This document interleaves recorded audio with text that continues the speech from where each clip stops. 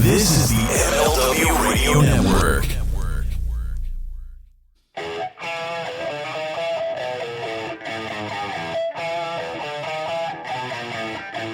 This is the Mind of the Meanie. Here are your hosts, the Blue Meanie and Adam Barnard.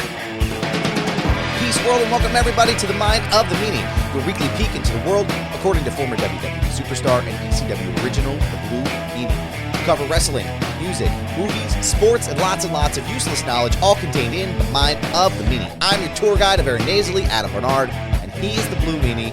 Meanie, what's on your mind?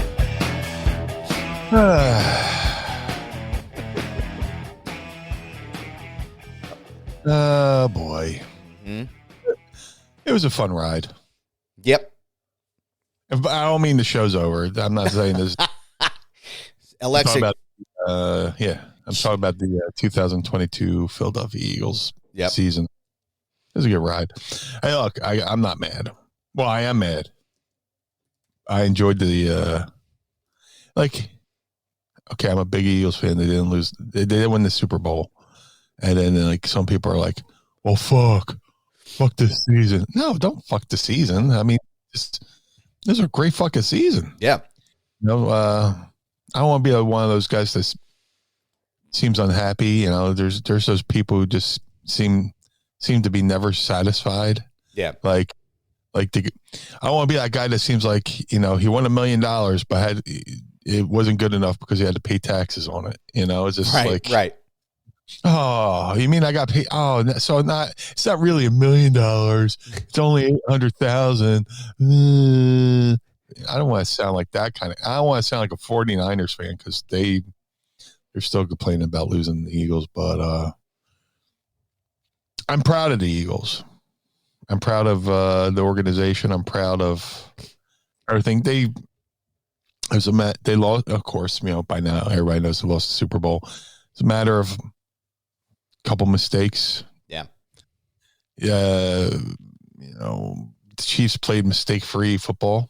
The Eagles had a turnover. They had a botched punt that got the Chiefs down to the 5, and you give the Chiefs four tries to get in from the 5. They're going to get in. So yeah, a couple things, but you know, I guess the thing that I'm angry about is just like the lack of respect the fucking NFL has for its fucking game. Yeah. The whole field thing has me really fucking annoyed, and it's not like from a sour grapes vote, because if the Eagles were in this game, I would still say how could that field be allowed anywhere? Like, yeah. Whatever your profession is, whether it's football, baseball, wrestling, gymnastics, boxing, the most sacred thing, to me, your most sacred place is where you apply your trade. Yeah. And that's the field. That's the ring. That's wherever you apply your trade. And the fact that, you know, and they move these games to warm weather cities, so there's no conditions, and essentially they played a rain game without the rain because the field was just atrocious and wet, and people are slipping all over the place. And I guess the point during the Super Bowl why I got really, really angry and really, really hot is when I was watching Jake Elliott kick the ball off to give it back to the Chiefs. He almost snapped his ankle. He slipped and hurt his ankle torquing, and I'm just like, my God, how can they allow that field to be a thing? This is $1 billion company. And they're like, oh yeah, we grew this side 2 years. That's the product of a 2-year fucking thing. Yeah. Like there were so many things about the Super Bowl that were frustrating. Yeah. And I think that's the word that I felt. Like, it was frustrating because, you know, look, I'm a sports guy, but I'm not one of those people that, like, you know, puts holes in drywall and shit when the Eagles lose. You know, like, that's fucking stupid, right? And I know I'll leave that to Dallas fans. Right, yeah. I mean, and first and foremost, before we go any further, forever and ever, fuck the Cowboys. But cheers. I'm not, yeah, it's Mazel. I'm not one of those folks that gets wound up, and I know cats like that, and that's one of the reasons why I stopped watching sports for a while. But there was a lot to be really upset about with the Super Bowl, and one of them really was the fact that it felt like both teams were ice skating. Watching them, it was like, and it's not just. I want to be clear about this too. I know there's been a lot of discourse about this, and a lot of conversation about what's been going on. I feel a lot of the same feelings that I had if a lot of the things that happened to the Eagles happened to the Chiefs. Right. And what I mean by that is like the penalty at the end of the game, right? You're in 1:52 left in the fourth quarter of the Super Bowl, and the ref calls a bullshit fucking holding call on Bradbury, right? Well, to be fair, it was a penalty, but the point is, call it in the first quarter, call it in the second quarter, call it in the third quarter. Don't wait 58 minutes to call that in the fourth quarter when it's coming down to a crucial drive. Well, that's what I mean. Like, why? Like, if it's a penalty, it's a penalty. It's fine. But, like, what was the reasoning behind calling it right at this moment? You know what I mean? Right. Like, right now, you have to do it right fucking now? And usually when a penalty happens, the flag is thrown right as it happens. Yes. Yes. And that flag came out a good 4 seconds after the play was over. Yeah. It's almost like they waited to see if there was a completion of the play, whether to enforce it or not. And that's my issue. And it's also, too, it's like the fact that the Chiefs still could have won, right? Like, I'm not saying that, like, the defense had a lot of issues in the second half. There were a lot of things that, like, really fell apart there for the team in the second half, it felt like. Especially that drive that you would the aforementioned drive you just talked about. Yeah. But the fact that the refs called this fucking holding call with a minute and 52 left on the clock, like, you basically just decided the game for the Chiefs. That's what you did, and I feel like, to me, watching it back, like, it almost cheapens the fact that the Chiefs won. And again, if that would have happened, if the situation would have been reversed, I'd feel very much the same way, because it's like, wait, hold on. This team clearly played better, but now you're kind of cheapening the win for them, because now it appears as though the refs called the game. And it was just like, I was so angry. Like, I was just standing there like, you have got to be fucking kidding me. Like, you've got to be kidding me. And it just, and then there were so many fucking things that were going through my mind watching this game. And everybody's like, oh, you guys are sore losers. You're this, that, and the other. Like, no. The Chiefs played a great game. This was both teams spent the 58 minutes throwing fucking haymakers at each other. You know, like this was, if you were ever going to watch a football game, this would be the game to watch. This was probably the most exciting Super Bowl I've seen in quite some time. And I can't believe I'm about to quote the person I'm about to quote, because I'm not a Pittsburgh Steelers fan, but Ben Roethlisberger of all people, I guess he does a podcast. Yeah, he was talking about the ending of the Super Bowl, and he was disappointed. He's like, imagine going to and watching a movie, and it's one of the best movies you ever seen, but the ending just fucking sucked. Yeah, even if you don't call the penalty, look, like I said, there was more egregious penalties that weren't called, and you called that one. I don't profess to be a football expert, but I like to listen to people who are. Like, I listen to people who talk or played the sport, talk about sports, the people who played the sports. They said you could call penalties on a holding call on almost every fucking play. Yep. Everybody's fucking holding. And the fact that there wasn't like one offensive line holding call in the Super Bowl when the average is like 3, you mean, somebody's that perfect of a team that they didn't hold once. Yep. With those conditions. And I guess the frustrating thing is, the Eagles pass rush, when they're, running around the edges, that was their strength. They're quick around the edges and get to the quarterback. You're watching these guys fucking slip. Yep. Imagine if somebody slips and their helmet goes into the offensive lineman's knee and blows his knee out, and he's out for, the whole rest of the next season. That's where I got hot. I was like, you're potentially putting people at risk, not just for this game, but for the whole next season, where they have to go get like knee surgery or ankle surgery, or they break their leg and they're out for, it costs them not for this game, not for this moment, but for the whole next season as well. So they're just, it's all, Ben Roethlisberger broke it down. He says it was like watching a great movie, and just the ending sucked. Yeah. Say you don't call the penalty, and now the Chiefs now there's the added drama. Right. And that's what sports is. Yeah. It's storyline. It's drama.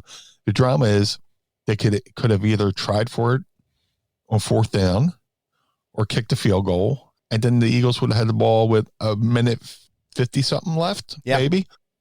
And therein lies the drama. And that's where, one of the fucking greatest fucking endings to a Super Bowl, I want to say, was Rams, then St. Louis Rams against the Tennessee Titans, where the guy was running and he fell short of the go-ahead touchdown on the 1 yard line. The last play of the game is his arm outstretched trying to reach it, and he couldn't, and the Rams win the Super Bowl. Right. You're taking that kind of drama away from what could have been an all-time great Super Bowl, and it just ended with a popcorn fart. Literally, that's exactly what it was. Was a fucking... Yeah. I've been stewing about it, and I've been trying to figure out how I was going to approach it today when we started recording. And it's just it's just angry, man. It's just frustrating, It's just... Look, I'm a sports guy. If I would have seen it happen between two teams that weren't my fucking team, I would still say that was bullshit. Right. No, but what are you going to do? Again, I don't want, when the Eagles beat the 49ers, all I ever heard was, well, the Eagles only won because the 49ers didn't have their quarterback. Well, yeah, because the Eagles knocked both quarterbacks out of the game. They knocked 2 out and 1 back in. Right. Because they ran out of quarterbacks. And that was the 3rd quarterback of the year that they knocked Aaron Rodgers out of the Green Bay game. So, and they're still fucking bitching. Even on Radio Row interviews, they're just we could have won that game. Well, you didn't. Yeah, you didn't fucking win, and that's it. Eagles defense took you out of the fucking game. So I don't want to seem like a fucking 49ers fan, but I'm very angry. Yeah. But, because, I guess that's the beauty of being a multi-sport town. I was going to say a Philadelphia sports town, but there's other towns that have more than one team. The Phillies are coming up. Pitchers and catchers just reported, and looking forward to that. I'm looking forward to, I love football, but I hate the time of year it happens because it's cold. The sun goes down at 4:00, but now me and Tracy are doing the sun's still out. I love when I notice that I love when the sun's out until 8:00 at night. Yes. It's finally happening. It's finally the sun is staying out longer, and it's just amazing. Just sit out in the yard, grill, just fucking stare at the sky and think about nothing. Yep. Yeah. It's that really nice time around May or June where it's going to be super nice and warm. Oh God, I can't fucking wait, dude. Can't wait. Hey, we're going to Ireland for my birthday. I don't know if I talked about that. Yeah, you were telling me, man. I'm really hyped for you. It sounds like it's going to be an amazing time. Mrs. Meanie is always trying to think of things to do for me for my birthday. And we like traveling. She likes to travel. She likes to do the planning, which is kind of cool. I don't know how to fucking plan a trip because all my traveling has been around wrestling. Yeah. I know how to go to an airport. I know how to get picked up from an airport. I know how to go to the hotel before the show. I know how to go to the building. I know how to prepare to wake up so I can get as much sleep as I possibly can before I have to jump up, get dressed, and get out and get back to the airport. Yep. I've never really gone on a vacation. So, this will be fun. We were doing those road games for the Eagles, and that kind of gave us a reason to check out different places. We went to London and all this stuff. But And people are like, why don't you take a booking while you're out there? No, the point is, I want. Well, the mentality is, oh, you can make some money and pay for some of your trip. And it's like, look, I'm not spending for whatever they're going to pay me. It's not going to cover everything on the trip, and it's going to waste one day. Yeah. Of something I plan. I've seen the inside of a wrestling arena. I don't need to see that right now. I'm paying money to go see something I haven't seen before or done, or just to do nothing. Or how about this? Just not be in pain. Well, right. I don't understand why somebody would say that. Like, it's like you don't have a life outside of what you do as a profession. Like, why? Like, well, now I could see. I could see if I took a booking, right, and then I bring Mrs. Meanie along to the booking, and then we can plan something around the booking. But if I'm going strictly for vacation, I ain't looking for to do like, I love wrestling, but I've done the whole travel and done a wrestling thing. I want to travel and just do a nothing thing. Yeah. So, we're going to Ireland. We're going to Dublin we leave the 17th. We land on my birthday, which is kind of cool. That's awesome. And, we're doing our first day in. As soon as we get in, we land in the morning, and then like we're doing this mountain pub tour, which kind of we're doing two tours, which is kind of cool because it gets you out of the city. You're not just stuck in. So we go up around and through the mountains, go to like 9 different pubs, and a lot of them got like some beautiful scenery and stuff like that. And then another day we're going on a 9-hour Game of Thrones tour, which. That's cool, man. Fucking amazing. We go to see all the exterior sets and stuff like that. So that's awesome. I'm a big Game of Thrones fan. I haven't seen the new show yet. I'm looking forward to watching it. I gotta find time.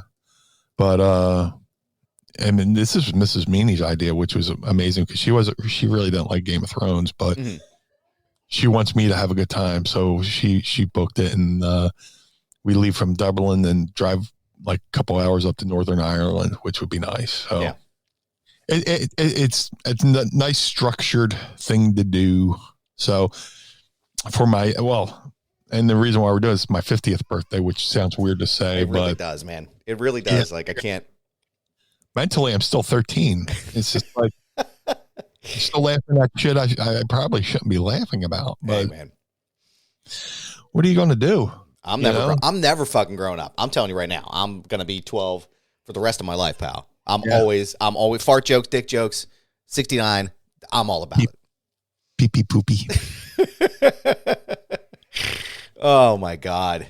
I'm excited for you. It sounds like it's going to be an incredible time. I can't wait for this. We're finally getting on this outswing of the fucking cold weather and hopefully we luckily, like knock on wood, haven't had any snow for this entire winter, which has been nice.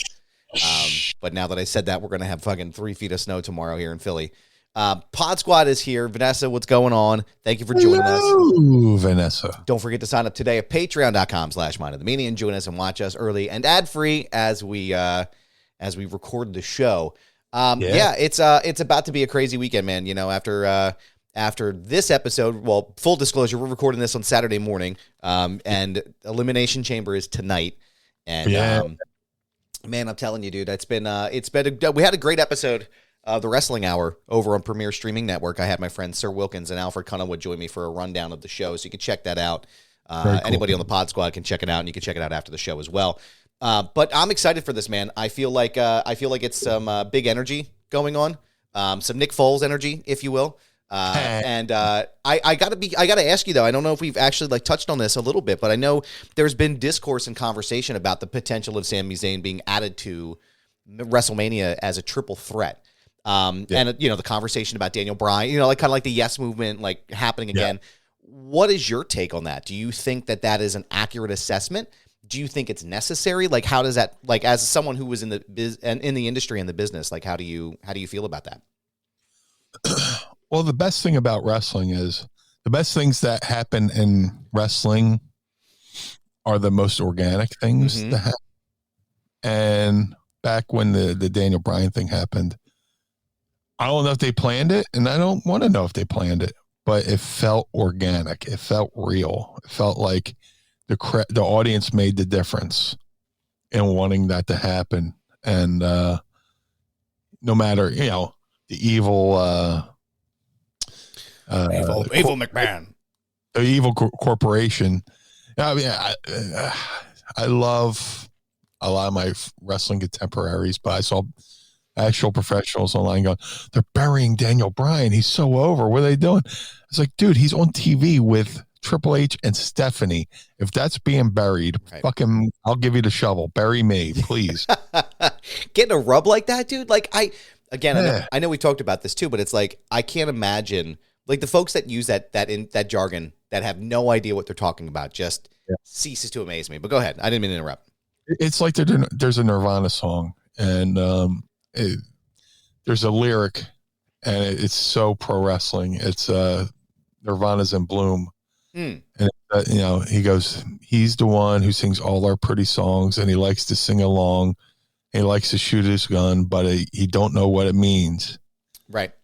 There's a lot of people who love pro wrestling. They love to chant along. They love to, they don't shoot guns, but they use all the jargon, but they don't know what it means.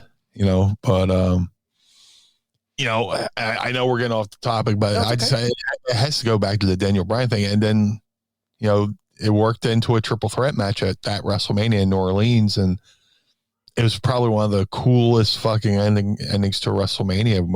And it felt organic. This whole Sami Zayn thing feels organic, and you have two storylines colliding where Cody wants to win the belt his dad never won, but then you also have the friction between Roman and Sammy. So it's like three rivers coming together at a meeting point. Here comes the Roman River, here comes the Cody River, here comes the Sammy River. They're all just going to converge. Yep. And spill over the banks, and they use that metaphor or whatever. But if it happens, I think I would be fine with it. I would definitely be fine. Look, I don't know if I've said this, but I hate three-way matches. I hate them. I hate. I hate being in them, first off, but there's always that thing where somebody has to take the what's the word? They're obliged to take the bump and just sell on the floor while two guys wrestle. Yeah. And now a guy takes a bump and has to sell out on the floor and pretend not to be there. And then the other guy comes back in, and it's just like, I would rather have a four-way where two guys are fighting. Okay, then they switch off like they're dancing. Square, like they're square dancing. Right. Switch to your partner to and fro. And you switch off with somebody else, and it turns into a four-way. Anytime I've had to work in three-way matches, I fucking hated it. It's just like, I don't know. It just makes no sense in some ways. Like, or especially if somebody is about to pin one of the guys in the match and the guy gets eliminated, somebody runs in and breaks up the count. Like, what are you breaking up the count for? Right. I guess unless it's like one fall where like the first pin wins the whole match, but I don't know. It sounds like sacrilegious because ECW kind of invented the three-way dance, but that's true. I would say that's accurate, sir. Yes.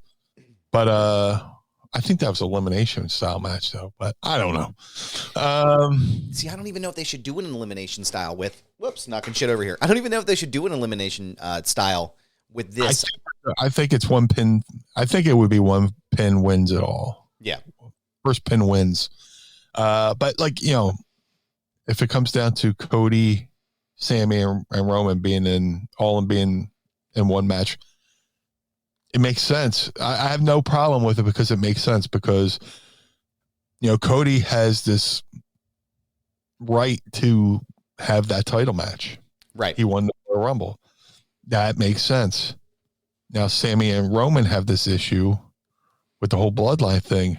Now, if Sammy somehow gets in the match, again, we're recording before Elimination Chamber, so we don't know what's going on. Whatever happens tonight. So, if there's an issue tonight with the Elimination Chamber, that involves Cody somehow, and there's an unresolved issue that needs to be resolved at WrestleMania, it makes sense. Right. I don't care what you do, just make it make sense to where you go, oh, okay, this is what that and this, that, and that thing happened, But I'm excited. They got they've made this new star with Sammy. I mean, I'm not, and when you say make a new star with Sammy, it doesn't mean that he was never a star, but right. No, I know what you mean. He got upgraded to a tier. Yeah. He's definitely, he's been bumped up a tier to where, he's one of the top performers. He's always been a great performer. I hate that I have to watch what I say because people go, well, actually, I know. Yeah. Well, Sami Zayn since his El Generico days. That's not what he's fucking saying, guys. Yeah. No, I don't think they can really go wrong at this point, like with what they're doing. I don't. Again, I guess it would have to be done properly. Like my viewpoint of it is like, okay. And there's been a lot of people that have said, like, Monster, friend of the show, has said, that he feels like if they put Sammy in the main event at WrestleMania, it could be the worst thing that they do for Cody because it takes the luster off of Cody. But they did it recently again, too, with Daniel Bryan and Edge and Roman Reigns at WrestleMania, the first one they had back in front of all the people. They made it a three-way dance. And that worked really fucking well because it solidified the fact that, like, Roman Reigns is the top guy, right? Basically, the story was, Edge is trying to win the title back. He never got. Daniel Bryan's trying to show that he still got it. And the ending was, fuck you both. I'm the best in the game. And I just pinned both of you. And it was like, it was perfectly done. Like, it was an incredible story. Truly. I mean, I thought that was probably one of the better main events, Mania main event stories in quite some time. I don't necessarily know if I think that the luster or the bloom would be off the rose if Cody, ended up having to be in the three-way dance. I don't think that would take away from him. I think it would maybe amplify the story. I don't think the right time to do it is tonight, though. Like, I don't think they should take the belts off of Roman tonight. Not this close to Mania. And I don't even think that's in the cards, right? I think honestly, like, and we'll find out, tonight, but I think Sammy's going to get the brakes beat off him, and it's going to be some kind of crazy shit that happens. But I don't necessarily think it's a bad idea. I think it's execution as to what would happen. But my thought was, I'm sorry. Go ahead. No, that's kind of where you would, in my wrestling mind, that's where you would. Do you want to take the belt off Roman before Mania? No. Right. But the element of surprise, yeah, maybe kind of, to where. If he wins the belt tonight, and Sammy Mania, fucking Montreal, just to watch that fucking, because man, Philly wrestling fans are fucking passionate, but fucking French Canadian motherfuckers are fucking out of their minds. They're amazing.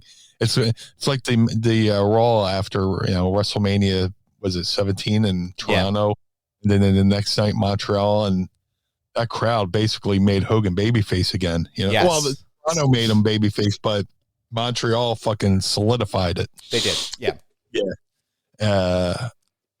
You don't want to have a title change before Mania, but god damn, if Sammy went into that fucking thing as champion, could add intrigue.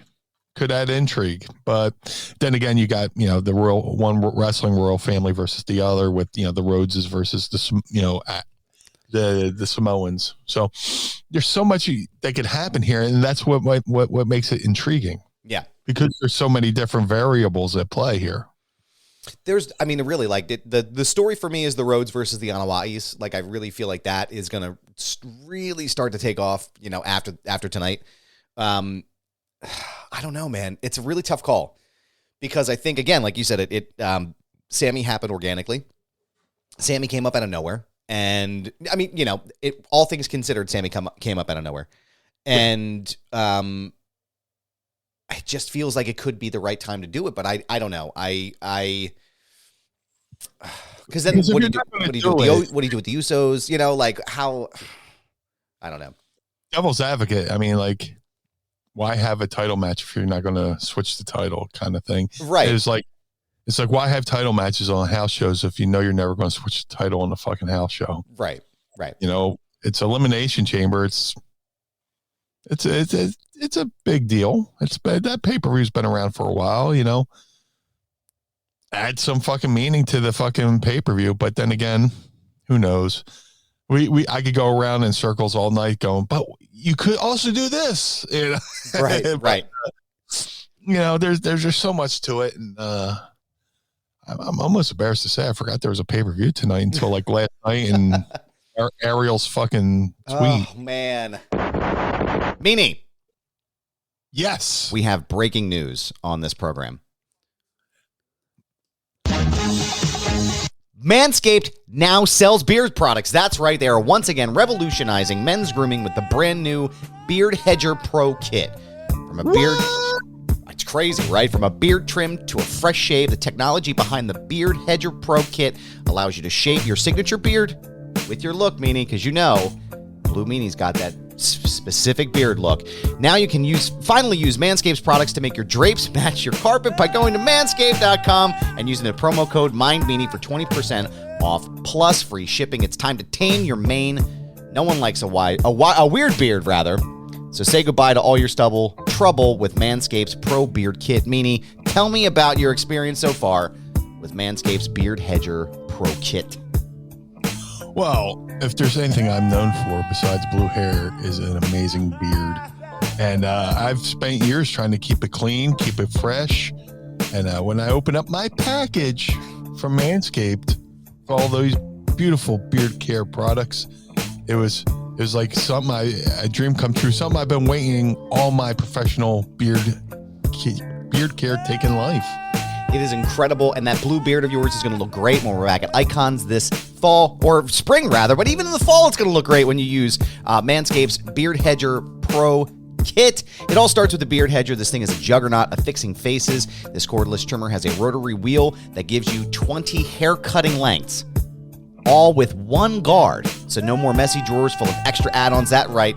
Face grooming doesn't need to be hard. Get 20 different beard lengths with just one guard. Plus, it's waterproof, so you can shave in the shower to avoid all of that hair in the sink, which is disgusting, especially if you're hairy like me. The titanium-coated T-blade is tough on hair, but smooth on your face, leading to a single-stroke efficiency that brings satisfaction one stroke at a time. And friends, I feel like that's an innuendo somewhere. The Pro Kit doesn't end there. They have created the 4 dermatologist-tested formulations for your post-trim care. First, there's the beard shampoo and conditioner. You need to remember that all of your hair is different, so the beard hair is more coarse and easier to damage than the hair on your head. That's why this kit has made shampoo and conditioner specifically designed to moisturize, reduce ingrown hairs, replace natural oils, and promote beard health rather. So when Meanie is out of the ring, he can wash that beard up, and not only does it go from blue to white, it's going to look healthy, natural, and fresh. Next, the kit has Manscaped's Beard Oil, an essential piece for your man facial accessory.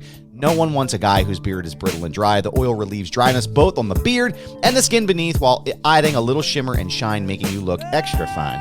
Cap it off with the Beard Balm, a pomade that shapes, styles, moisturizes, and tames for a sculpted look to attract any fellows or dames, depending on which way you go. The Beard Pro Kit also comes with 3 free gifts: a beard brush, comb, and scissors to ensure your beard is ready to impress, and potentially moonsault off the middle rope. So go get 20% off plus free shipping when using the promo code MindMeanie at manscaped.com. It's 20% off plus free shipping at manscaped.com and use promo code MindMeanie. Manscaped Beard Hedger, 1 stroke, 1 guard, 20 lengths, and we thank them, as always, for sponsoring the program. I was gonna say I wasn't gonna talk about it until you brought it up, but Sure. Yeah, Ariel Helwani has got himself. I don't know if he's got himself in some hot water, but I feel like people are a little upset about him being at the WWE event last night, or Friday night rather, as you're listening to this on Monday. What do you think, man? What's your thoughts on that? And I'll tell you mine. I don't see what the big fucking deal is. Does Ariel cover pro wrestling? Yeah. But for the most part, his meat and potatoes is mixed martial arts. So for MMA, a guy who's maybe not 85, 90% MMA in his coverage, who is also from Montreal, goes to SmackDown in Montreal to put over the importance of Sami Zayn, who's also from Montreal, wrestling for the world title in Montreal. I have no problem with it. I have no problem with Ariel doing it. You know, it's not, if he was, you know, doing something at an MMA show in ring on camera, maybe, you know, but this, him doing pro wrestling when he's an MMA reporter and people saying he's not a real journalist, get the fuck out of here. You know, and there's people I respect who gave him shit, but it's like, come on, man. Don't be silly. It just, don't be a silly goose. It's silly goose time on Twitter always. It just, I don't know, man. I'm trying to think of the right way to say this. I feel like there's a part of me that, because I do interviews and you know, I was a journalist for a little bit of, you know, a cup of coffee. There's a part of me that's like, yeah, like maybe he should have some journalistic credence, right? Like some kind of like, you know, you're not going to do work for these specific companies. You're not going to go to like different places and do things, AEW or WWE. So yeah, I could see that argument being made, but like, you know, I think people conflate journalist with media figure, right? Like Robert Costa is a journalist. Bob Woodward is a journalist. Ariel Helwani is a media personality. And I think if you're going to hold people to those types of standards where you're holding Helwani to a standard that you would hold Costa or Woodward, then you absolutely need to hold people like Meltzer and Alvarez and Bix and all these other people to the same standard, right? Right. You can't be partial to one specific organization if your goal is to produce content and to produce news, unbiased news on a specific topic, right? Like that's not how, like I could never think of Bob Woodward if he was covering, you know, Donald Trump in the White House. You know, he's not going to be going to an event and speaking at an event in favor of Joe Biden. Like, that's not how this works, right? Like that would be a direct, and I use the politics version as just as a reference point, but I would never imagine him doing something like that because he's a journalist and that's not in his code of ethics and everything else. Helwani's a media personality. He's not a journalist. And I think to hold him to that standard is in some ways it's unfair. Right. But man, Tony Khan going at him though, I didn't expect that. That guy came out of nowhere. Yeah. You know, I don't know. Look, I love Tony, but yeah, that wasn't fair. Especially when you got Meltzer, you know, putting his credibility on the line and although I guess lately he's kind of been a little bit critical, but it took like fucking 3 fucking years. But when you got Meltzer fucking looking like and people assuming that Meltzer's a paid employee, which I'm not saying he is. That's the optics of it. You know, the way you know, Meltzer gets tight in the jeans about AEW. You know, just he gets tight in the stonewashed jeans. God. It's tight in the Z Cavaricis.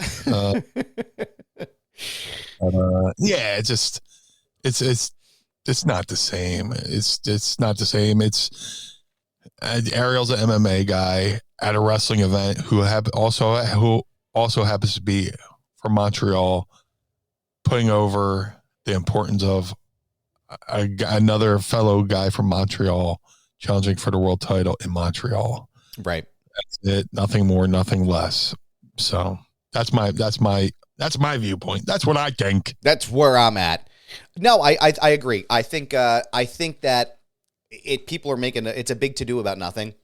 But again, like I said, I mean, if you're going to call out Helwani, why the fuck is Meltzer at an AEW event? Why the fuck are we still quoting him as if he's some kind of impartial, unbiased news person? Like, this it's fucking ridiculous, guys. Come on. Like, just everything is so goddamn serious all the time. I don't know, man. It grinds my ass a little bit, but It's like, everybody's so fucking serious about this stuff all the time. And it's like, just why are we so, I don't know. It just the outrage, the performance art of it is just, as in this specific instance is something to behold. But I won't lie.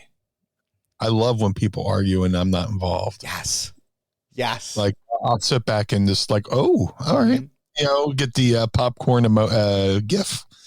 I'm all for that. Yeah. Because it's all people look.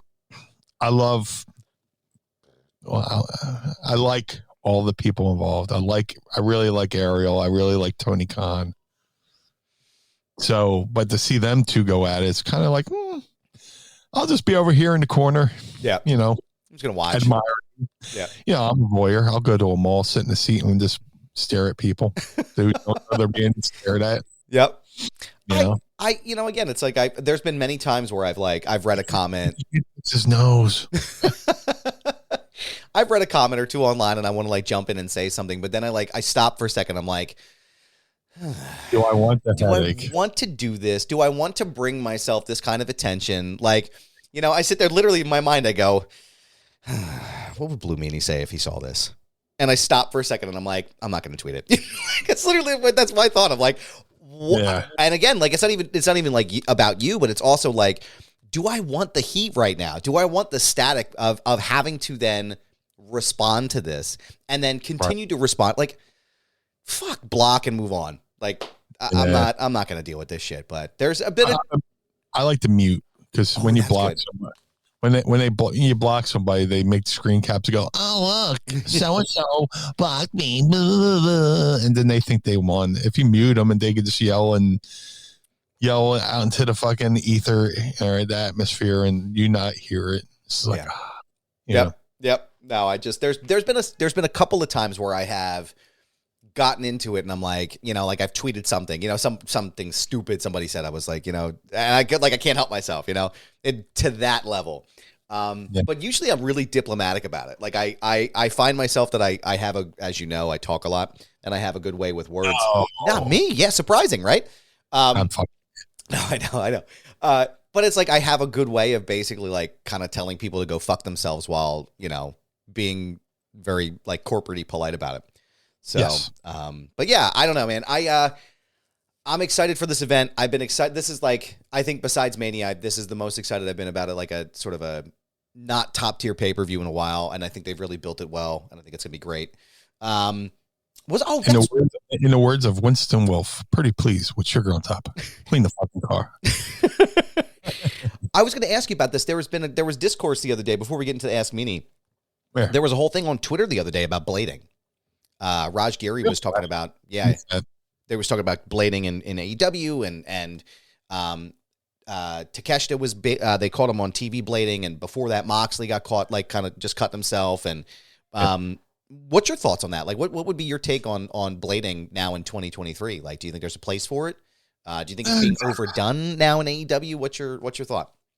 Oh, it's definitely overdone. I mean, it's one thing for somebody to see blood when you're not expecting it. It's kind of it's the car crash theory. You see one car accident and it shakes you and makes you go, oh shit. But then if you see one every fucking day, you become numb to it. And it's just another natural occurrence. Now in wrestling,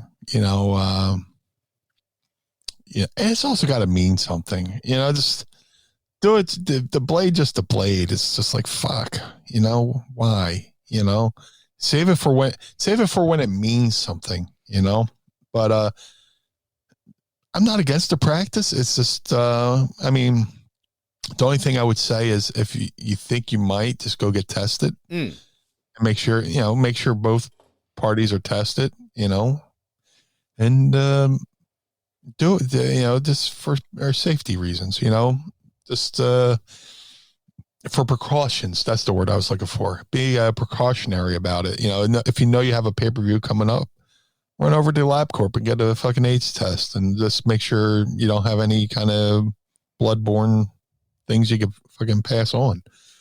But don't be smart about it, man. It just, people, oh, you were an ECW. Yeah, I know, I was an ECW. And there's a point in time when ECW banned blood for a little bit. Really? And yeah. What happened? If you don't mind me, I'm sure you've probably talked about this before, but I've never heard this. What happened there? I don't know if I've talked about it before. Oh. Should we hit the news button, like the breaking news button? Oh shit!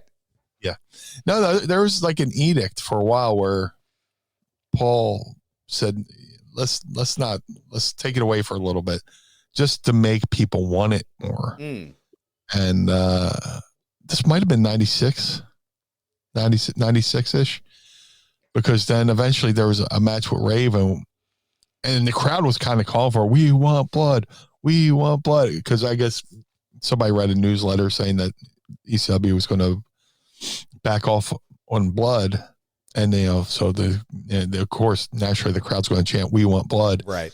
And then there was like, I forget who was, it might have been Raven, the first one after the edict to fucking bust one out. And just the reaction from the fans seeing blood for the first time in a while, they went crazy because it meant something again. So sometimes you have to take something away for people to appreciate it, and so when they see it again, it's new.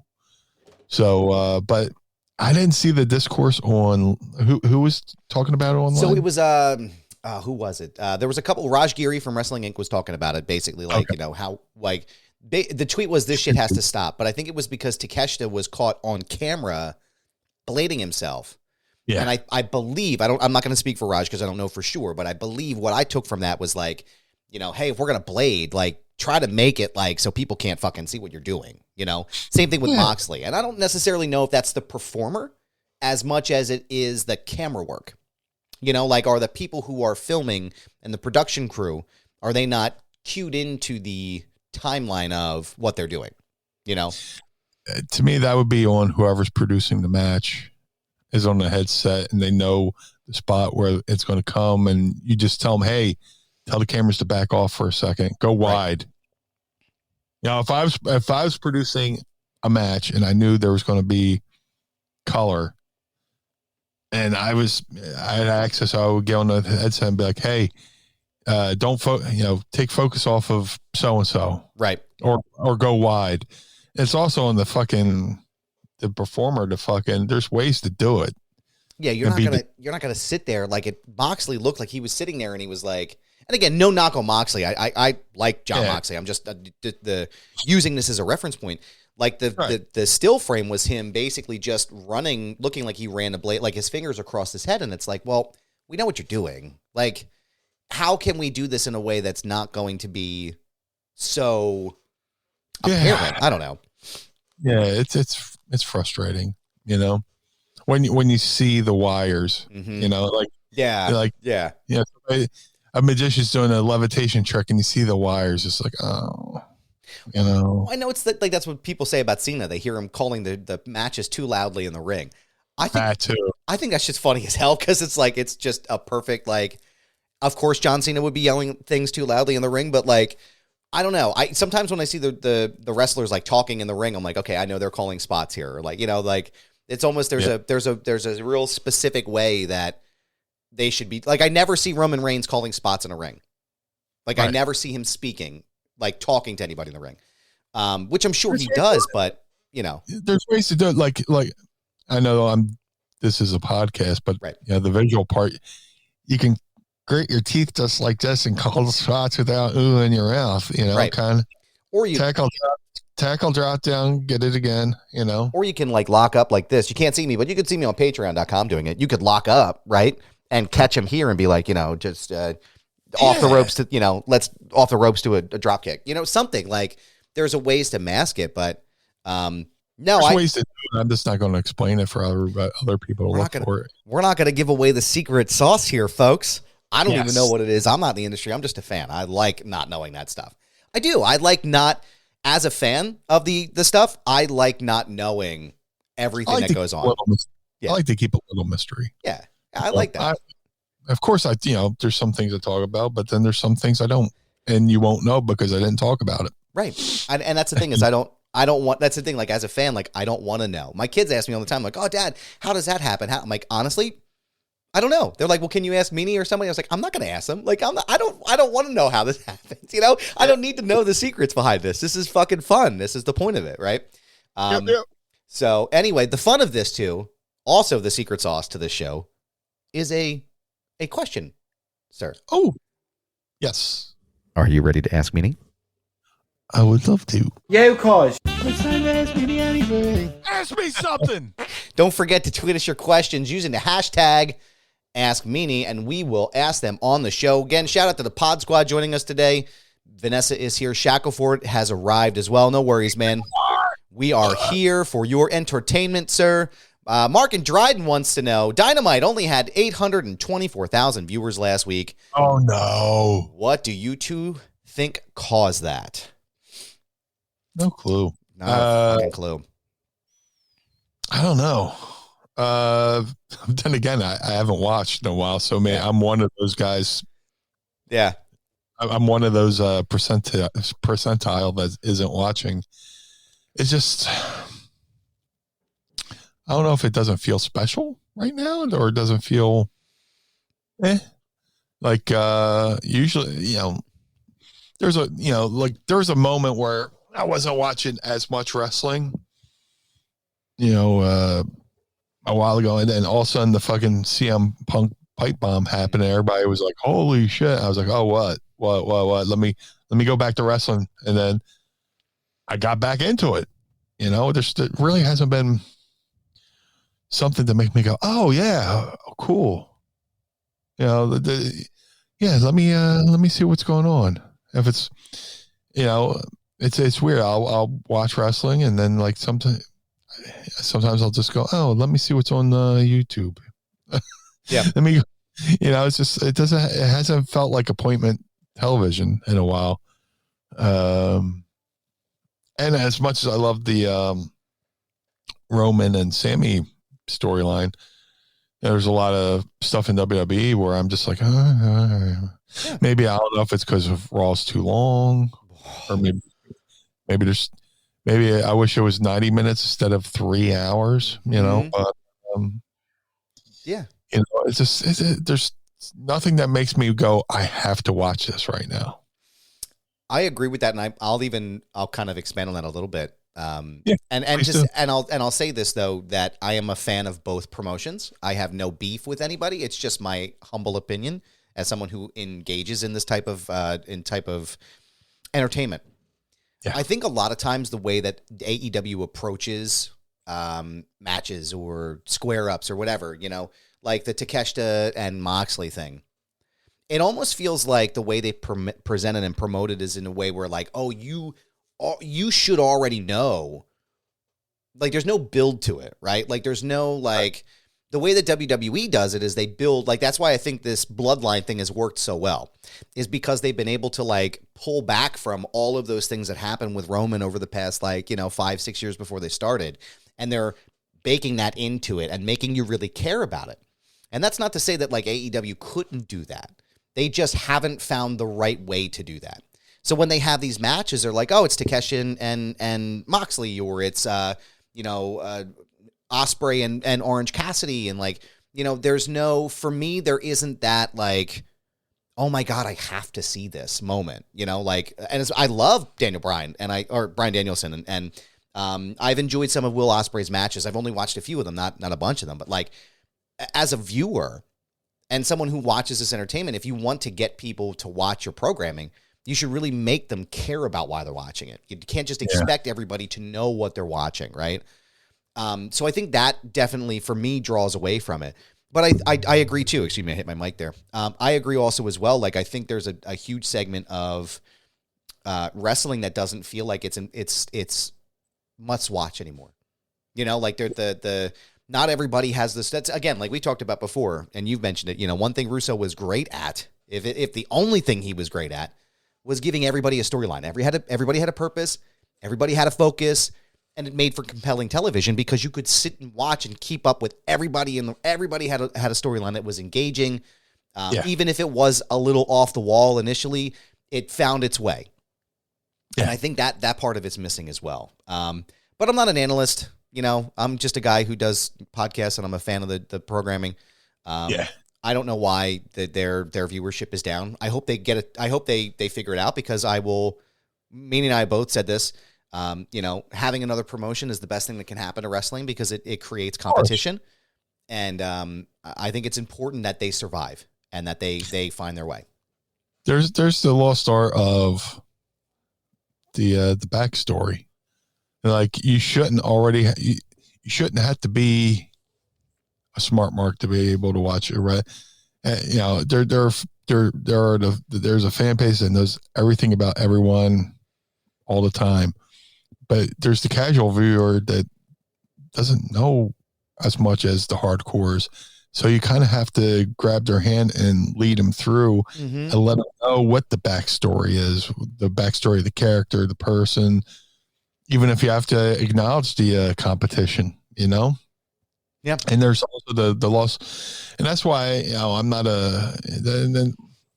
that's also why there's a lost art of grabbing a fucking hold. Yeah. And just, people are like, oh, you're grabbing a hold, it's lazy. No, I'm grabbing a hold to give the commentators a moment to talk about me and talk about the storyline.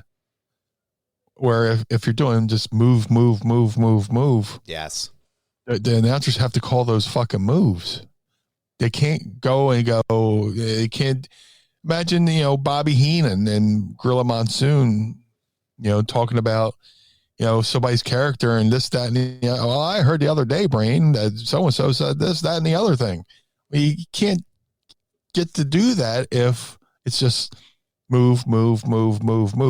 If you grab a hold, work a hold, they're like, hey, why is grabbing this hold? I heard the other day that so-and-so did this and that and the other thing and blah, blah, blah. And will you stop? And, Yeah, because there's different levels to telling the story. And, one of them's a few of them are being taken away and making people care. Right. And I think, again, like it's almost like that spot fest wrestling. Like, it's like you can't build a story properly when everybody's just flipping and diving and doing all these things. And not that there isn't a place for that, but it just feels like, much like blading and what we were just talking about, it's overdone. It's you gotta know when to do it. It's not about doing it. It's knowing why to do it.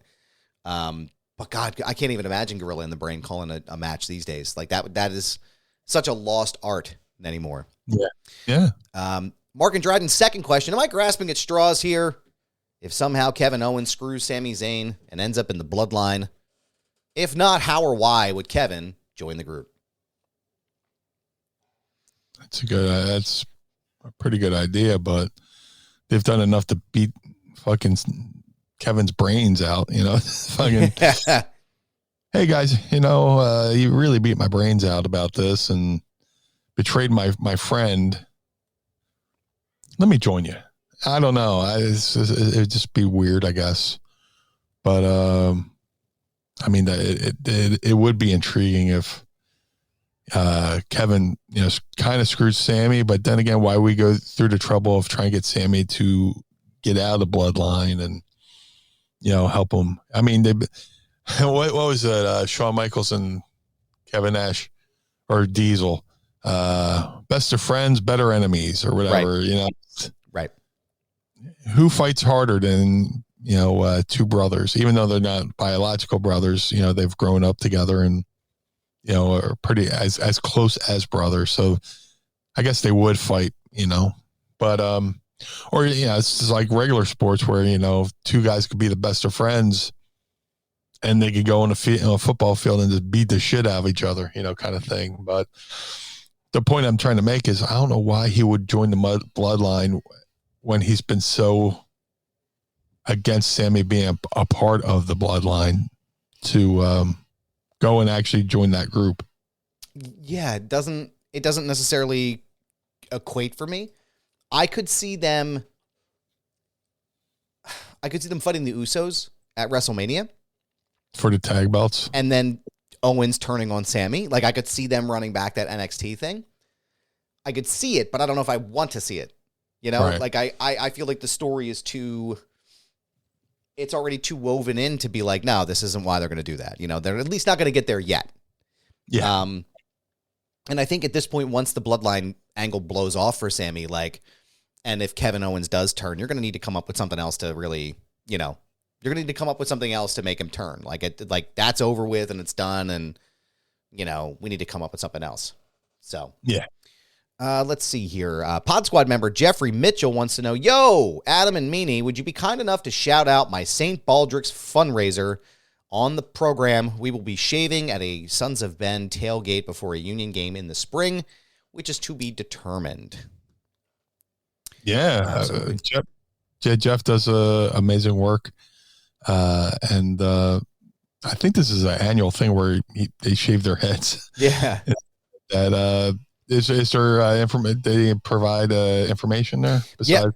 Yeah, I have it right here. It looks like the event is March 26, 2023 at 10 a.m. at St. Baldrick's virtual head shaving party. Basically what they do is they raise money for childhood cancer research. And it looks like their fundraising goal is $500. They're more than halfway there, which is fantastic. So you can go to stbaldricks.org/participants/Jeffrey M to go ahead and donate there. It looks like Jeffrey's got a full head of hair here. So that should be, it should be great to watch him shave his head. But yeah, absolutely, man. We'll make sure we tag it in the show notes, and I'll make sure I drop it for our Patreon folks and throw it up on the old Twitter machine there. But yeah, anytime you guys, anyone in the Pod Squad, if you have anything like that, please let us know. I know I'll be. Yeah, Jeffrey Mitchell's got the biggest heart, man. He, great guy, great member of the Pod Squad, but also, I've known him way before this with the Sons of Ben and stuff like that. And him and his wife and his son are awesome. And I always love to see him. He's always representing the BWO at the Philadelphia Union games and stuff like that. So that's awesome.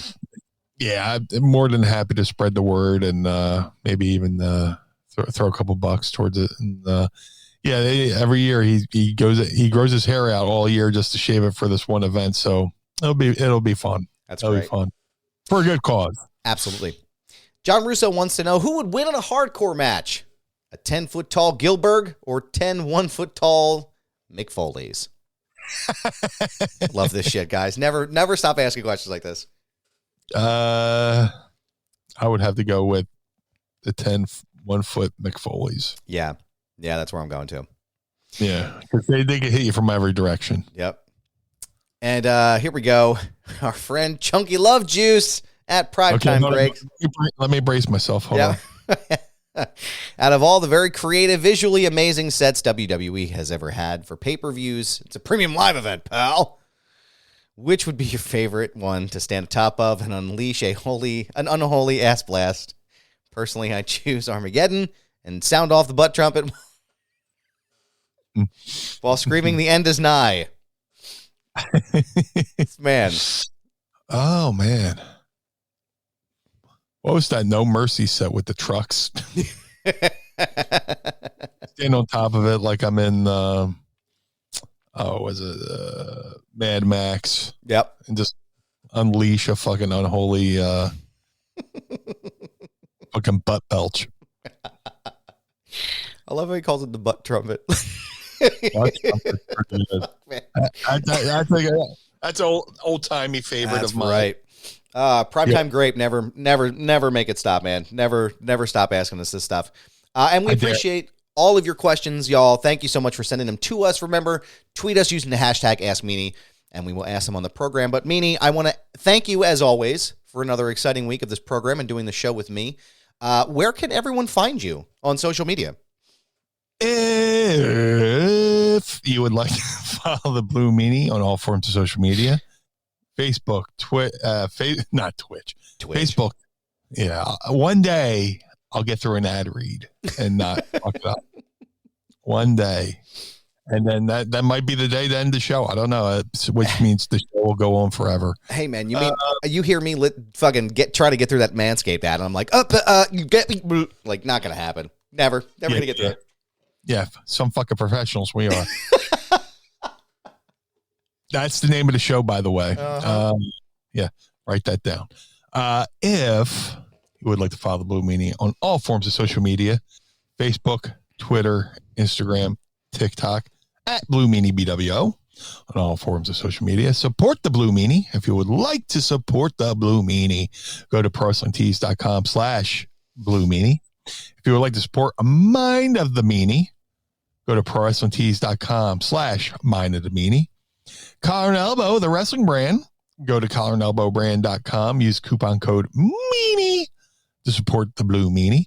But you can also support Mind of the Meanie by using coupon code MIND to support Mind of the Meanie. Either coupon code Meanie or MIND will save you 10% at collarandelbowbrand.com. MadCatBeardCare.com. Go over there and get yourself some of the Blue Spruce beard oil or beard balm. My boy Josh Thornton is doing an amazing job over at MadCatBeardCare.com. He goes around, he rounds up the kitties, takes them to the vet, gets them fixed, and makes them feel better. So if you are a cat lover like myself, go over to MadCatBeardCare.com and take care of the kitties. Shout out to my boy Jim Nilsson over at GlaciersOfIce.com. Jim made 3 of 3 only handmade custom BWO Air Jordan 1 sneakers for Stevie, Nova, and myself. I'm still afraid to wear mine because they're so precious. Each pair takes Jim about 50 hours per pair to make. So if you want to see all his behind the scenes photos and videos of how he makes these amazing shoes, go to all forms of social media, Twitter, Instagram, Facebook, at GOI Kicks. That's at GOI Kicks on all forms of social media. And check out some amazing footwork.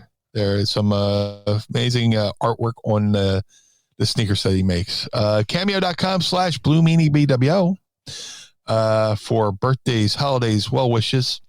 Go over to Cameo.com/BlueMeanieBWO and get yourself a video. Let's have some fun. Maybe make somebody's day a little bit better over there at Cameo.com/BlueMeanieBWO. But most importantly, Mr. Barnard, where can we find you? Well, thank you, sir. I appreciate that. You can find me on Twitter and Instagram and Mastodon and TikTok at This Is Goober. Yes, it's my handle. No, I'm not changing it. It's a brand, pal.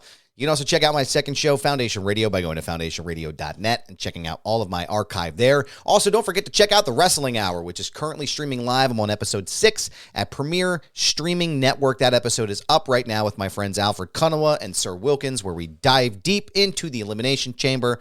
You can go and sign up right now at premierstreamingnetwork.com. Don't forget Brothers Gaddor if you want to pick up your Blue Meanie Wrestle Buddy. And there's also an Adam Barnard Wrestle Buddy that's going to be coming out very soon. The designs have been posted inside the Patreon group, which you can check out right now. And I am very excited for that. We're going to have a brand new Mind of the Meanie 2-pack together so you can get Meanie and I together. And we also have potentially other designs and things coming down the pipeline over the course of the year. So definitely check that out. But go to brothersgaddor.com. Don't forget to go to the Feinberg Method if you're looking to work out and change your life with my trainer, Brad Feinberg. Mental and physical wellness all in one spot. Use the promo code Goober and save up to 20% on your purchase by going to thefeinbergmethod.com. ProWrestlingTees.com/Foundation Radio. ProWrestlingTees.com/Mind of the Meanie. Pick up a shirt and keep the lights on at the Barnard Home for Wayward and Troubled Youth and Casa DeMeanie. And don't forget to sign up now at patreon.com/Mind of the Meanie. Thank you to Manscaped for sponsoring the show today. Pod Squad, we love you all so much. We appreciate you, and thank you for joining us again this week for the Blue Meanie. I am Adam Barnard. Join us again each and every week as we take a trip to the mind Blue World Order of the Meanie. Peace.